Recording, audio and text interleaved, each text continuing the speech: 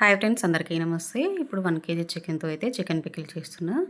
ఇది ఎలా చేయాలని ఇప్పుడైతే చూసేద్దాం ఫ్రెండ్స్. ముందుగా అయితే 1 కేజీ చికెన్ అయితే కళ్ళుప్పేసి నీట్‌గా కడిగి పక్కన పెట్టుకొని, వాటర్ పోయిన తర్వాత ఇలా పల్లి ఆయిల్ అయితే వేసి ఫ్రై చేసుకుంటున్నా నేను. ఇది మనం పికిల్ చేసేటప్పుడు పల్లి ఆయిల్ అయితే చాలా టేస్ట్ ఉంటది.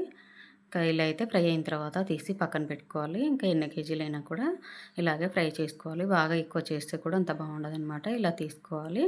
ఇది కొంచెం వేడిగా ఉన్నప్పుడు ఆయిలు మనం ఫ్రెష్‌గా చేసుకున్న అల్లం వెల్లుల్లి పేస్టు, పసుపు కూడా వేసుకోవాలి. ఈ ఆయిల్ అనేది బాగా హీట్ అయితే అల్లం వెల్లుల్లి పేస్ట్ మాడిపోతది. స్టవ్ ఆఫ్ చేసుకొని కొద్దిగా వేడిగా ఉన్నప్పుడు ఇంకా టేస్ట్‌కి తగినంత కారం, ఉప్పు, ఇంకా ధనియా పౌడర్, గరం మసాలా ఇవన్నీ వేసుకొని కలుపుకోవాలి. కారం అనేది మాడకుండా ఉండాలంటే స్టవ్ అయితే ఆఫ్ చేసుకోవాలి. అప్పుడే ఇంకా కారం అనేది మాడకుండా బావుంటదనమాట టేస్ట్ కూడా. సో, మొత్తం కలిసేంత వరకు కలుపుకొని పూర్తిగా చల్లగయిన తర్వాత ఒక 2 నిమ్మకాయలైతే జ్యూస్ తీసి కలుపుకోవాలి. Boy friends.